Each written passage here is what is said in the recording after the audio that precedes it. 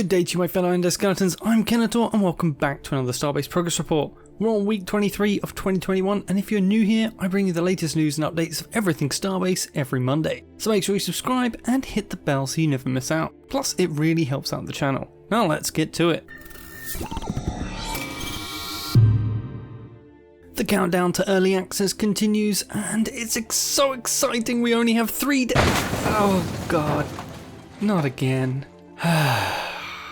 Okay, so we now have 45 days to go till the launch of Starbase Early Access. Sadly, the devs have once again delayed the game, even after saying that another delay would be impossible. Maybe Lowry found another kingdom to invade and steal all their riches. Or maybe Joel fleeced some Zalium traders. Either way, Frozenbyte has found a new piggy bank to roll on to another month and a half of closed alpha. And while frustrating for everyone that just wants to get on with it by now, the game will be better off for it. There is a video featuring both Kai and Joel on the Frozenbyte YouTube account, and you should check it out for more details. But the general gist is that Starbase just isn't ready yet. They are focusing on tutorials, an obvious must-have to make sure the game doesn't end up a mass of lost players, easy build mode, that thing that nobody asked for and I've not seen anyone want, and some factory stuff. The new launch target is July 29th, and with this being the 5th delay now in Starbase, we can only hope it's the last one. Last week we got a huge 30+ gigabyte update,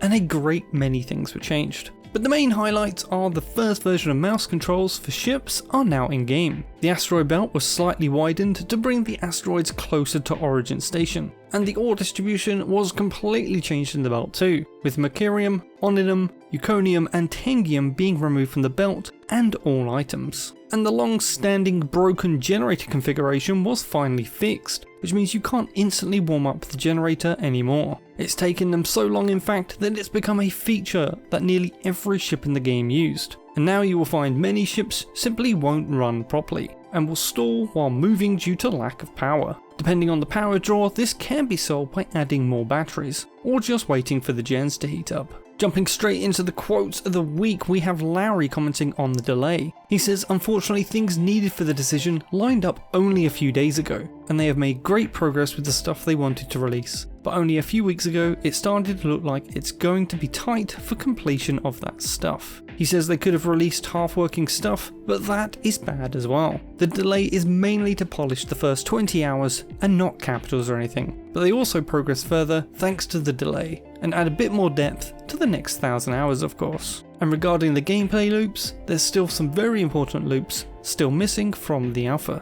Our next quote touches on something also mentioned in the delay video, the want and need to do larger tests. Something I've been very vocal over too. Larry says for a must-do test they need 1,000 players online at Origin at the same time. They will scale it up from there if needed and if there's time left to do so. To get 1,000 players online at the same time, they will need a lot more players with alpha access, so it requires a few significant invite waves for sure. But he also says, when to be announced. And at the risk of sounding like a broken record, that when should have been as soon as the delay video dropped. There are way more testers signed up than they need, and they keep waiting for the perfect time to invite people. Well, it doesn't exist, and I wish they would just start ramping up now, especially given how they have struggled to invite more than 500 people beforehand, and the constant leading on of the community that more invites are coming that never did. It's time for actions, not words.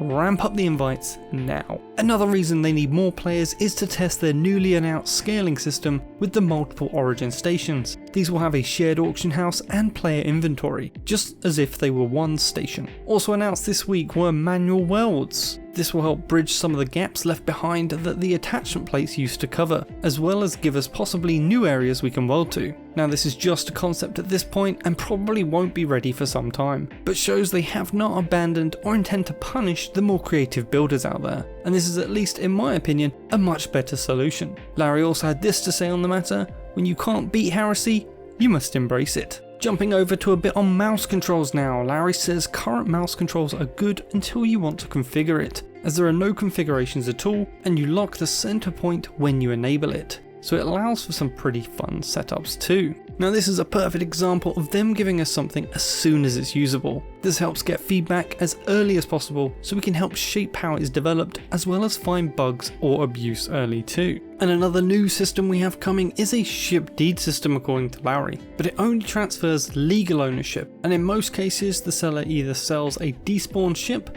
which can also be seen by the buyer, but sometimes someone buys ownership of a lost ship. Finally, we have a proper way of selling a ship in game. Not only that, you can sell off ships you have lost to salvage companies to retrieve too, should you not be able or want to do it yourself. Larry then shows us an empty deed in game used to register an unregistered ship that the player has just created, and this works on salvage too. Larry says he thinks you just point it at the ship and it scans it, but yeah, it's a mouse one to use kind of thing. And he even shares a picture of the inventory item too. Phil chimes in next with the huge overhaul to resources which affected all items and their makeup, and it took days to do. The main reason for this was to make progression with ore and materials more reasonable. As those of you who have been watching my videos know, we currently can buy any items with credits. This can have us jumping to the endgame in a matter of days. Also, the tutorial ship is the Labourer, and you will not be able to leave the safe zone with this ship. So to make a ship in early access, you will be limited to the safe zone materials. This balance addresses that, making sure you have all the necessary components for a ship to be built at the start. Something that didn't quite make last week's patch, so I'm guessing might make it in this week's one, is the updates to company features, with Larry also telling us that the bank and ship transfer to companies work already in the dev version. Company ships would be a big win for people with groups in different time zones, meaning they can head out using the same ship at different times, meaning groups need to spend and craft less to stay effective. And speaking of crafting, Larry has some info on this and a few other bits too. He would say their crafting is more close to the standard, which requires additional devices present, rather than straight up inventory crafting. And it happens mainly, if not solely, in station inventories, and not personal inventory much. Personal inventory is only for initial tools later on when playing 100% Nomad from start to finish. There will be support for blank starts, but he says that would be after early access. Right now though, you get a free labourer from the tutorial, so players don't need to blank start. He continues on with the closest moon has a fast travel gate there. Both ends are inside a safe zone, however fast travel will require a special device soon, before early access. So before reaching the first moon, players must obtain that device, by either building or purchasing it. It's only player made, so auction house or crafting only. It's not that hard to get the materials, but a few of them are outside the safe zone. This is an interesting new progression lock, and one that will force at least some players outside the safe zone in order to get the materials needed for production of this item. Those first to do so could make a good bit of credits from making these at the start of the game. Leading on from this, we also have some new info on capital ship fast travel, with Larry saying the navigation system will require a lot of exploration, i.e. capital ships only travel to known coordinates. However, you can trade or steal them though, but you will need them as there will be no general direction travel in current plans. When asked if this means we get dev coordinates, Larry says kind of, but most likely without actual numbers, just saved points. But it's still under design, like a saved location to a chip or something. This is a very interesting twist for those thinking they can just jump around in their capital ships wherever they please, and again brings the gameplay back to simple vulnerability of normal ships that are doing the scouting. Larry continues with saying these chips could be stored in a huge mainframe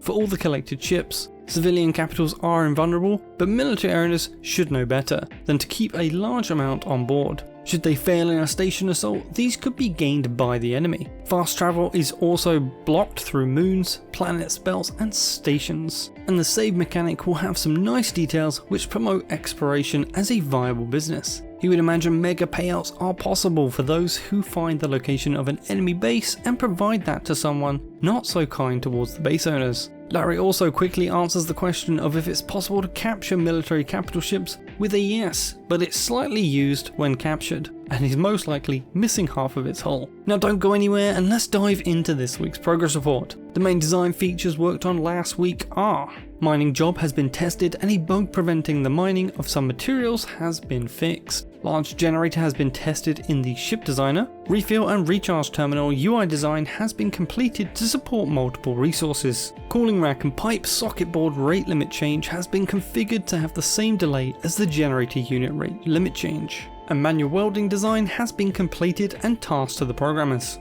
In station design, the following player-made ships have been added to the Epic Shipyard ship shop: Namib, B-16 Endurance, Redtail, the Breadbox, and the Hover Tank prototype. Sunny Ship Shop Beginner Ship Shop has been finished and added to Origin Station and filled with the following ships: Memento, Dynastine Minimus, GK40, Belka, Moneymaker, Moneyman, Rockhopper, Worker Ant, Nymph, Trident T1, Trident T2, the Charkazoma, Pincer, Labourer, Labourer 2, Aura 6, Hauler, Mite, Modulus, Modulus FR, Modulus MN, the Bomber A, Vigo, and the Mara Ore Hauler. Added the following player-made ships to the Vintage Ship Shop: the Mosquito, 16 red chains pulled by the hands of friends, and 19 God gives the nuts, but does not crack them. Trident T4, moved from Rando 3, and the Line Rider, moved from Rando 2. Now onto the gameplay updates. Storage server optimizations have been worked on. Work towards easy build mode for stations continues. Welding and unwelding via quickbar placement should now work.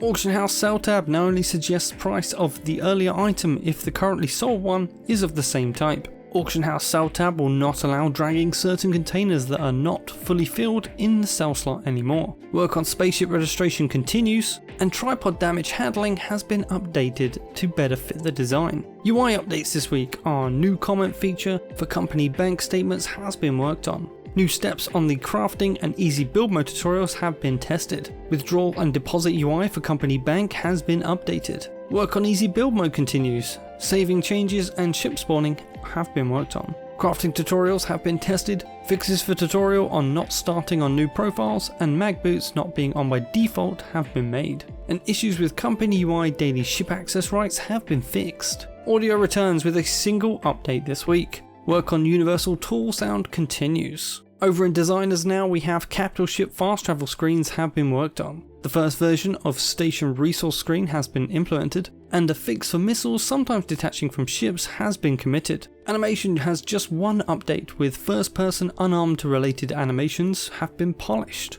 And station art also has just the one, with easy build haul holograms are being worked on. And lastly, other updates this week are tutorial spaceship labourer module variant has been updated. Ship now has a new generator module with 3 generator units and radiators. Fast travel core propellant has been made. Inventory icons made for the mini fast travel core and the fast travel core. Capital ship dock art has been finished. Assets for the fast travel propellant tank have been made. Tripod railgun model has been created, and carry and bolt tool VFX have been further polished. In this week's feature video, we have some new station pieces, with the devs showing us some of what makes up the new capital ship dock. We can see new walkways and railings, and a new type of thick heavy floor component for the area. I can't say I'm really a fan of the look yet, but I was hoping to see something a bit more industrial and shipyard-like. But I will save judgment until I see the completed area. Now be sure to send any funny and awesome clips and recordings my way for a chance to be featured on the channel. Feel free to contact me via Discord or come jump on my Discord server, which is also home to my faction, the K-Bots, should you be looking for one to join. As always, please smash that like button, share this video with your friends and faction, leave a comment with any questions you want answers to, and I'll see you in the next one. Kenetor, out.